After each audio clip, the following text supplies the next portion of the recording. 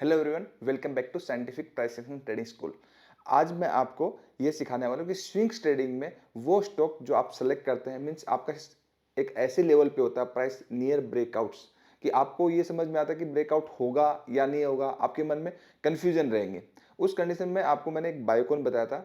मैं उसका एजुकेशन के पर्पज से आपको पूरा इन डिटेल सीक्वेंस में पूरा बताता हूँ कि आपका ब्रेकआउट से पहले आप कैसे पता करेंगे वो नीचे जाएगा या फिर वो ब्रेकआउट हो गए वो वन वे निकल जाएगा। तो इसी चीज को मैंने इन डिटेल इस वीडियो में सीक्वेंस में समझाया, शुरू से लेकर एंड तक बिल्कुल भी मिस मत करिए। और यही चीज एडवांस जितने भी प्राइस एक्शन सीक्रेट्स है, क्योंकि बेसिकली मार्केट में जो होता है टेक्निकल एनालिसिस सीखने के बाद मैक्सिमम आपकी साइकोलॉजी होती है, वो साइकोलॉजी आपकी इसमें इंप्रूव होने वाली है। और स्टूडेंट्स को जितने भी हम लाइव में सिखा रहे हैं प्रॉपरली हम फोकस करें कि आपका एंट्री एग्जिट सब लोग एज ए टीम काम करें, अलाइन हो जाए, सबकी मेंटालिटी एक सिंक हो जाए ताकि वो अच्छे से ग्रोथ करे। तो जितने भी एडमिशन हो रहे हैं, जो भी आ रहे हैं, उनको एक एक को बात करके मैं ले रहा हूँ, जो उनका लॉन्ग टर्म का विजन है कि मुझे 1 डेढ़ 2 साल लगा के सीखना, जल्दबाजी में नहीं सीखना। तो वो आइए, वीडियो के डिस्क्रिप्शन नीचे नंबर दिया है, आप डायरेक्टली मुझसे बात कर सकते हैं। चलिए वीडियो शुरू करते हैं। देखो, स्विंग्स ट्रेडिंग से रिलेटेड मेरा आपसे मतलब अभी अभी हम मतलब टॉपिक क्या है, टॉपिक ये है कि स्विंग्स ट्रेडिंग में एक ऐसे लेवल पे जहां पे प्राइस में ये लास्ट अगर डेली की दो कैंडल को देखोगे, ठीक है, तो प्राइस यहाँ पे आपका मीन्स आपका मैंने 26 अगस्त को बताया था बायोकॉन, ठीक है। तो अगर रिप्ले चार्ट में 26 के बाद का आपका चार्ट अगर गायब कर दे, ठीक है, तो किसी को भी अब यहां पे ये नहीं पता लग सकता कि प्राइस आपका यहां से ऊपर जाएगा मीन्स या नीचे जाएगा। क्लियर है? मैं यही इंपॉर्टेंट पॉइंट बताने वाला हूं कि प्राइस जब नियर ब्रेकआउट हो तो प्राइस जो है ब्रेकआउट करेगा या रिवर्स होगा। ठीक है, अब इसी चीज पे मतलब जिसको लैक ऑफ नॉलेज होता है, किसी को मतलब आता नहीं तो कमी होती है। तो जैसे मैंने बायोकॉन का एनालिसिस जो 26 वाला निफ्टी बैंक निफ्टी का जो एनालिसिस करके बताया था, उस एनालिसिस के अंदर मैंने बताया था कि बायोकॉन अपकमिंग डेज या अपकमिंग वीक में मुझे बहुत अच्छा लग रहा है। और आपके तीन टारगेट दिया था, 365, 371 एंड और 400 प्लस प्लस के, जो कि 395 चला गया। ठीक है, और 300 395 के अराउंड मैंने बोला था। ठीक है, ये क्यों बोला, क्या किस लिए बोला, आप कैसे फ्यूचर में इसको आइडेंटिफाई करेंगे, इसी बारे में बात करेंगे। तो किसी ने वही कमेंट किया कि मैं आप पे हंस रहा हूँ कि आप थ्री कि यहाँ पे प्राइस है, किसी को लगेगा नहीं कि 350 या 395 चले जाएगा, नहीं लगेगा ना। तो मतलब जो लैक ऑफ नॉलेज होगा, जिनको नॉलेज नहीं होगा, वो ऐसी बात करेगा, जिसको नॉलेज होगा वो ऐसी बात नहीं करेगा। तो बोलने वाले बोलते हैं, उसमें कोई दिक्कत नहीं। और सामने रिजल्ट सामने, उसके बाद ये ऑलमोस्ट 13% भाग गया है। ठीक है, तो मैं दो चीजें इंपॉर्टेंट बताऊंगा आपको। एक चीज कि आपका जो चल रहा है इन द सेंस मीन्स मान लीजिए मार्केट यहां से चला, ठीक है, तो कंटिन्यूसली मार्केट एक फॉलो अप लेके चल रहा है। मतलब आपका मार्केट हर एक डिमांड को फॉलो कर रहा है। जैसे आपका इस इंपॉर्टेंट स्ट्रक्चर के ऊपर ब्रेक किया, इस इंपॉर्टेंट स्ट्रक्चर के ऊपर ब्रेक किया, तो किसी भी स्ट्रक्चर को ब्रेक करने के बाद अगर प्राइस फ्रेश डिमांड बनाने लग जाए, इंपॉर्टेंट बात बोल रहा हूं, स्ट्रक्चर ब्रेक होने के बाद फ्रेश अगर डिमांड बनाने लग जाए और वापस कंटिन्यूसली उस डिमांड को फॉलो करने लग जाए, इट मींस अगर प्राइस नियर बाई है, मतलब आपके यहाँ पे ये पहला इंपॉर्टेंट स्विंग था, ये सेकंड स्विंग था, और उसके बाद प्राइस ने क्या किया, ध्यान से देखिए, प्राइस ने फ्रेश एक डिमांड बना लिया। क्लियर है? प्राइस ने फ्रेश एक डिमांड बना लिया। इट मींस किसी भी स्ट्रक्चर के ऊपर ब्रेक होने के बाद फ्रेश अगर डिमांड बना लेता है और प्राइस कंसोलिडेट कर रहा मींस प्राइस का बॉटम बॉटम आउट हो जाएगा। बॉटम में टू एंड मोर स्विंग्स में ऑलमोस्ट प्राइस फ्लैट हो। क्लियर है? टू दो रीजन, टू एंड मोर मतलब दो से ज्यादा स्विंग्स में ये चीज जो है ना, वो हायर टाइम फ्रेम में इम्प्लीमेंटेशन। बहुत सारे लोग 15 मिनट, 1 घंटे, 2 घंटे, वहां नहीं।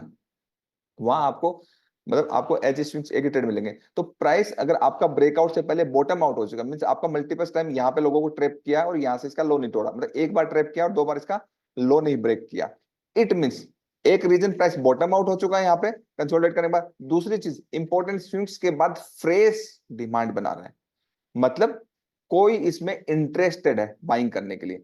तो जो जैसे ही हम 4 आवर में इसको कन्वर्ट करेंगे, मतलब 4 आवर डेली में आप बेसिकली बड़ा टाइम फ्रेम जो है आपका 4 आवर डेली, उसमें आपको इजीली पता लगेगा। अब किसी सबको लगेगा यार ये नीचे जाएगा ऊपर आएगा, तो आप इस एसएल के साथ कंटिन्यू कर सकते हैं। मीन्स आपका जो चल रहा है वो चल रहा है। तो हर एक जो डिप आएगी उस डिप में वो बाई ही बनेगा जब तक किसी भी एक इंपॉर्टेंट स्विंग के नीचे क्लोज नहीं करता, मीन्स इसका ब्रेकआउट ही होगा।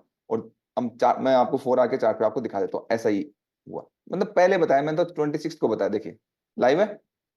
ठीक है, अब इससे लर्निंग क्या हुई, हाँ, मैं टॉप डाउन एनालिसिस भी करूंगा। देखिए, price run and pull back में चलता है, और पहले प्राइस क्या करता है, प्राइस पहले बिल्डअप करता है। मतलब प्राइस के स्टेज होते हैं, देखो प्राइस के स्टेजेस होते हैं, हर एक स्टेज में समझना होता है। बहुत सारे लोग क्या होता है, स्टेज को समझते नहीं है। मतलब प्राइस जब भी मूव करेगा ऊपर या नीचे, तो उसके अलग अलग फेजेज होंगे, अलग अलग स्टेजेस होंगे। यस सर आर्य। ठीक है, यस तो जी सर। इंपॉर्टेंट चीज मैं आपको क्या बता रहा हूँ, मार्केट का जब भी मान लीजिए प्राइस ऊपर जा रहा है या नीचे जा रहा है, तो मार्केट के ना फेजेज होते हैं।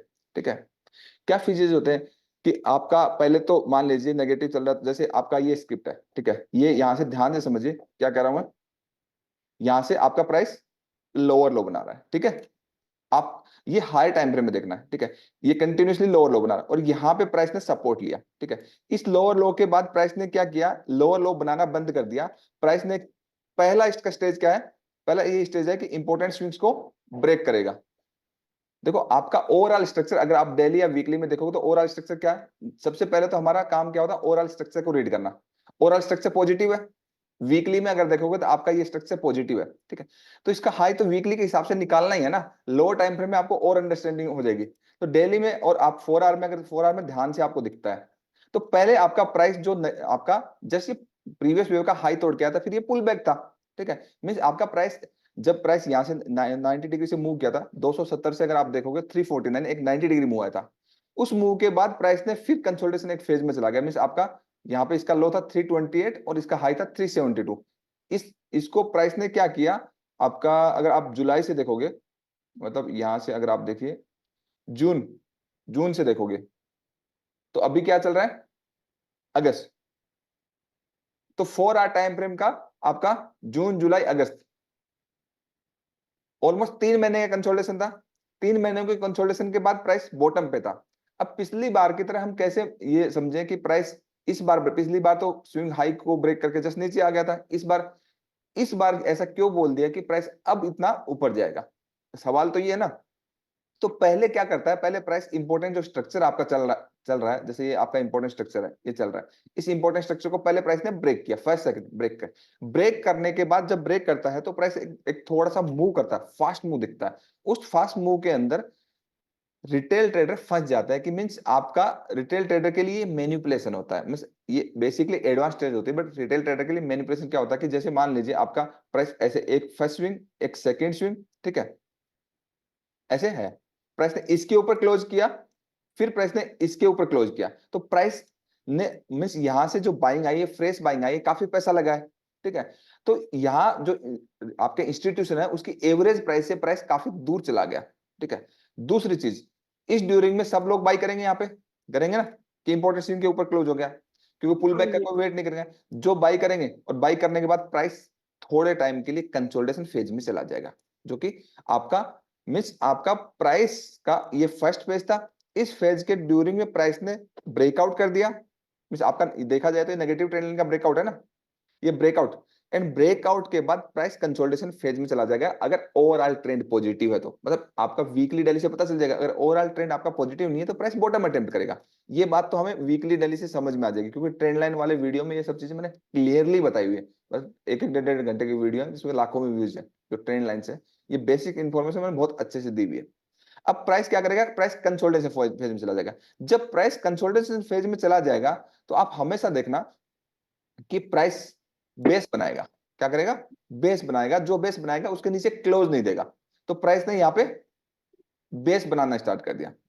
ठीक है, जब यहाँ पे बेस बना रहा था प्राइस, तो बेस बनाते ही मैं समझ, क्योंकि बेस बना के प्राइस ने इसका हाई निकाल दिया था, तो मैं यही समझ गया था। आपके प्राइस को अंडरस्टैंड करने के लिए फेजेस होता है। ऐसे ही इंट्राडे ट्रेडिंग जब हम करते हैं, तो जैसे एक शार्प मूव आता है, ठीक है, आप किसी भी टाइप की करें, शार्प मूव के बाद चाहे ऊपर का नीचे, और जैसे ही आप ट्रेड लेते हो, 85 टू 90% टाइम आपका मतलब लॉस होने वाला। बड़ा रीजन क्या है, क्योंकि प्राइस का ये नेचर है, प्राइस का बिहेवियर, एक शार्प मूव के बाद कंसोलिडेशन, उस कंसोलिडेशन के बाद अगर प्राइस बेस बिल्डिंग कर रहा है, अगर ओवरऑल ट्रेंड पॉजिटिव है, तो वो अगेन सेम डायरेक्शन में फिर चल देगा। अगर मान लीजिए ट्रेंड के आप मतलब रिवर्सल होना है, तो वो बेस बिल्डिंग नहीं करेगा, वो टॉप पे बेस बिल्डिंग करेगा। तो अगर इसको गिरना होता, पहली बात तो ये दो स्विंग के ऊपर क्लोज नहीं होता, दूसरी बात गिरना होता तो टॉप पे बेस बिल्डिंग करता इस जोन में।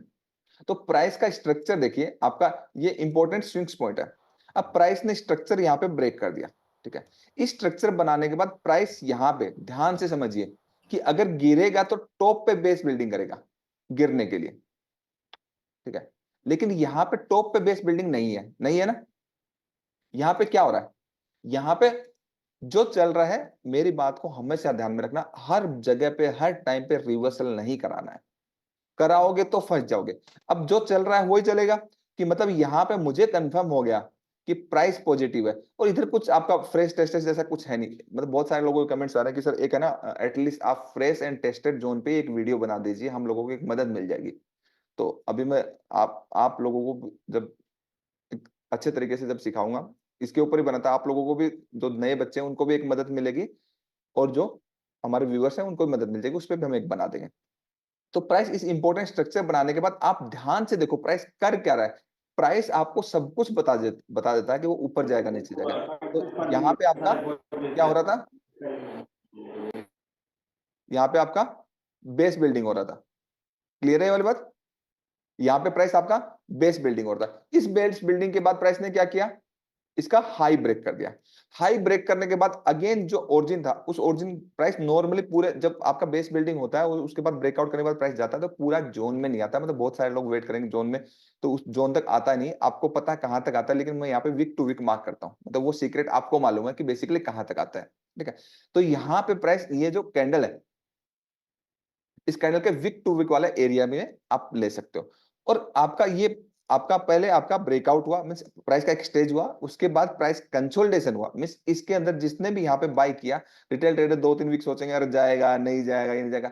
मैं हमेशा यही तो बोलता हूँ, प्राइस जैसे ही ब्रेकआउट होगा, वीकली पे होगा या डेली पे होगा, वो डेली पे है तो होगा तो 1-2 दिन आपका, 3 दिन कंसोलिडेट कर जाएगा। वीकली पे होगा तो 1-2 दिन कंसोलिडेट कर जाएगा, मतलब वहां से मूव नहीं करेगा। अब एक एक दो दिन या फिर 2-3 दिन किसी भी स्क्रिप्ट को मतलब रखने के लिए या फिर उसको प्रॉफिट लेने के लिए किसी भी रिटेल ट्रेडर में पेशेंस नहीं होता। इसी चीज का इंस्टीट्यूशन को फायदा मिलता है। व्यू सही है, सब कुछ सही है, लेकिन फिर भी पेशेंस नहीं। लेकिन मैं बता रहा हूं, नहीं वाली बात, कि प्राइस ब्रेकआउट के बाद कंसोलिडेशन फेज में जाएगा। ये प्राइस का बिहेवियर, प्राइस के स्टेटेज, ये स्टेज होते हैं। अब चला गया, चलने जाने के बाद रिटेल ट्रेडर जिन्होंने बाई किया वो सोचा यार अब तो नहीं जाएगा, मैं स्टॉप लॉस देगा, तो वो डर के मारे जिन दिन 358 पे लिया, थोड़ा सा प्रॉफिट बुक किया, निकल गया, ठीक है ना। क्योंकि बड़ी पिक्चर उसको मालूम नहीं, वीकली के अंदर बड़ी पिक्चर क्या है, वीकली के अंदर बड़ी पिक्चर अभी मैं दिखाऊंगा आपको कि क्या है, ठीक है। फिर प्राइस यहाँ पे आया, फिर बेस बिल्डिंग किया। अब जो समझदार होगा वो क्या करेगा, यहाँ तो लिया ही लिया, यहाँ और ऐड करेगा। क्यों, क्योंकि उसको पता है कि अब रिस्क कितना है। जब यहाँ पे बेस बिल्डिंग, रिस्क छोटा सा है। अब इसके बाद जब ये वाली कैंडल बनी तो वो और ज्यादा क्वांटिटी ऐड करेगा। फिर जब प्राइस यहाँ पे आया तब वो और ज्यादा क्वांटिटी ऐड करेगा, बिकॉज उसको पता है कि इससे बड़ा मेरा रिस्क नहीं है। समझ में आया। क्योंकि ट्रेडिंग जो है वो रिस्क मैनेजमेंट का ही गेम है। पहले पता तो चल जाएगा। अब मुझे पता चल जाएगा मेरा 1 रुपए का रिस्क है, 100 रुपए का टारगेट है, तो मैं बहुत बड़ा ट्रेड लूंगा ना। तो आपका प्राइस ब्रेकआउट के बाद कंसोलिडेशन में चला जाता है। उस कंसोलिडेशन में आपको रिस्क मालूम पड़ जाता है, मतलब वेट करना है कंसोलिडेशन का। और उसके बाद आपके पास ये एक मौका था, ठीक है, ये दूसरा मौका था, और ये तीसरा मौका था, ठीक है। इसको एक्यूमुलेट करने के लिए बार बार 350, अगेन 350, और अगेन लो कितना इसका, 355। 350 से लेकर के 355 से बीच में आपके पास एक्यूमुलेट करने का बहुत अच्छा मौका था। क्योंकि प्राइस ब्रेकआउट करने के बाद बेस बिल्डिंग करने चला गया, बिल्डअप कर रहा था। क्या कर रहा था आपका, it is first swing, it is second swing, ठीक है। और ये थर्ड के अंदर क्या हुआ, जैसे 4 आवर की कैंडल ऊपर क्लोज हुई, तो ज्यादा टाइम नहीं लगा, इसने 1.5 दिन के अंदर वो टारगेट, थर्ड टारगेट भी अचीव कर दिया। मींस ऑलमोस्ट, जहां से आपने अक्यूमुलेट किया ऑलमोस्ट 13% रिटर्न आ गए। इस तरीके से अगर स्विंग ट्रेडिंग जो भी करेगा, मींस ये क्या है, ऑल अबाउट साइकोलॉजी। साइकोलॉजी कहां से बिल्ड होती है, जब आपका सबकॉन्शियस माइंड ट्रेन होता है, मींस आपको एक प्रॉपर ट्रेनिंग होती है बिगिनिंग से लेकर के एडवांस तक। जब जैसे आपका टॉप डाउन एनालिसिस है, जैसे हमारे कोर्स का स्ट्रक्चर है, उस कोर्स के स्ट्रक्चर में हम किसी भी कॉन्सेप्ट्स को नहीं सिखाते। मतलब हम डिमांड एंड सप्लाई की नहीं, डिमांड सप्लाई को मैंने कभी बुरा नहीं बोलता, अच्छा है, जहां पे जरूरत है कोई दिक्कत नहीं। एसएमसी के अगर इन डेप्थ आपको आता है तो अच्छा है, अगर ऊपर ऊपर से आता है तो वो बुरा है। मतलब ना ना तो कोई कॉन्सेप्ट बुरा है ना कोई अच्छा है। आपको जीरो से लेकर एंड तक सीक्वेंस में सीखना पड़ेगा। इंडिकेटर से तो खैर छोड़ दो, वो तो हम बात ही नहीं करते उस बारे में। चार्ट आपका नीट एंड क्लीन होना चाहिए, चीजें अच्छे से क्लियर होना चाहिए। फालतू के एक एस लाइन के अलावा क्या, या फिर एक आधी आपने ट्रेंड लाइन लगा दी, इसके अलावा किसी भी चीज की जरूरत नहीं है। जैसे वेबसाइट पे हमारा कोर्स का स्ट्रक्चर, उसमें सीक्वेंस में है ना कि मार्केट स्ट्रक्चर से लेकर के एडवांस तक, एंट्री एग्जिट से लेकर सब तक। तो बेसिकली वो क्या है, वो प्राइस बिहेवियर है। तो एंड ऑफ द डे, जैसे एंड ऑफ द डे पैसा जो बनता है वो मार्केट स्ट्रक्चर से बनता है, कि आपको मार्केट के जो स्टेजेस होते हैं, जैसे मैंने कोई बहुत अच्छे से क्लासेस में लाइव में आया, 1-2 महीने बहुत अच्छे से सबने एंट्री एग्जिट के लिए बहुत अच्छे से पैसा बनाया। अगली बार मार्केट स्टेज चेंज हो गया, मैं न्यू, ठीक है? वो पैसा कमा देगा। तो मेरा कहने का मतलब है कि सबको इंडिपेंडेंट बनाया जाए, एक-एक market structure wise, entries wise, सब वाइज़ सबको सिखाया जाए, ताकि वो इ लूप में रहे। तो ये बायोकॉन का जिस तरीके का एनालिसिस था, अब वीकली को देख लीजिए। देख लीजिए। वीकली को जब देखोगे तो बड़ी पिक्चर आपकी क्या थी? देखिए, प्राइस का ये हाई था, नीचे गया, फिर हाई था। ये यहाँ से वीकली के ज़ोन से पूरा उठा के लेके गया, फिर यहाँ पे जहाँ से स्ट्रक्चर ब्रेक हुआ था, वहाँ से बेस बिल्डिंग किया। ये तो जाना ही था। ये तो 350 तो मैंने आपको लेट बताया है। ये तो 320 से ही मिल गया था। वो तो मैंने क्योंकि इतने स्टॉक्स हम टाइमली नहीं देख पाते हैं, ठीक है? तो मैंने तो आपको लेट बताया। तो ये पिक्चर तो वीकली पे क्लियर थी, मतलब आपका जब कहीं स्ट्रक्चर ब्रेक ही नहीं हुआ है, तो ये डेली और 4 आवर के जितने भी सेटअप्स बनेंगे, बेस बनेंगे, जितने भी ब्रेकआउट्स बनेंगे, सारे सक्सेसफुल हैं। तो बेसिकली इंपॉर्टेंस देनी है हायर टाइम फ्रेम को। हायर टाइम फ्रेम्स के बाद आपको मार्केट स्ट्रक्चर कंप्लीटली मालूम होना चाहिए। ट्रेंड, वेव, आपका external liquidity structure and internal liquidity structure है। उसके क्लोजिंग बेसिस पे इंस्टीट्यूशन के डिसीजंस क्या है, जो कि आपको मैं कंटिन्यूअसली दिखा रहा हूँ, वही सुप्रीम है। उसके बाद जितनी भी कन्फर्मेशन हम एंट्री लेंगे, सारे सक्सेसफुल जाएंगे, कुछ भी इश्यू नहीं है क्या? तो अब बायोकॉन क्यों ऊपर गया, उसका हर एक चीज इन डिटेल पता चला। कभी भी किसी भी स्क्रिप्ट को जब आप लें स्विंग ट्रेडिंग के लिए, एटलीस्ट ये मिनिमम ये जो क्राइटेरिया, मतलब मैं तो इससे हम बहुत ज्यादा आगे देखते हैं, ये एक मिनिमम क्राइटेरिया है, किसी भी बिगनर को इस तरीके से देखना चाहिए। और इतनी अच्छा अगर एनालिसिस होने के बावजूद भी, मतलब इतना अच्छा चार्ट पे दिखने के बावजूद भी, एटलीस्ट मजाक तो किसी का नहीं बनाना चाहिए। बताओ, बनाना चाहिए क्या? चार्ट पे क्लियर दिख रहा है वीकली के अंदर कि भाई बायोकॉन जो है स्ट्रक्चर वाइज क्या है, क्लियरली दिख रहा है ना? आवाज आ रही है सभी को मेरी? Yes sir. यस तो सर। अब चार्ट क्लियरली कह रहा है, उसके बावजूद भी तुम कुछ भी कह दे रहे हो, तो इसका मतलब क्या है यार? इसका मतलब तुम्हें कुछ भी नहीं आता यार, वो भी स्विंग्स ट्रेडिंग में। जो मैं स्विंग्स के टेक्निकल एनालिसिस बता रहा हूँ भाई, मैंने मतलब अगर आप हिस्ट्री उठा के देखोगे स्विंग्स ट्रेडिंग में कितनी एक्यूरेसी है, मैं अपने मुंह से नहीं बोल रहा ना, वो तो जो बताया टेक्निकल एनालिसिस उसमें पता है ना। और कितने बड़े-बड़े उसमें मतलब मूवमेंट आते हैं अपसाइड या डाउनसाइड, वो तो सबको पता है।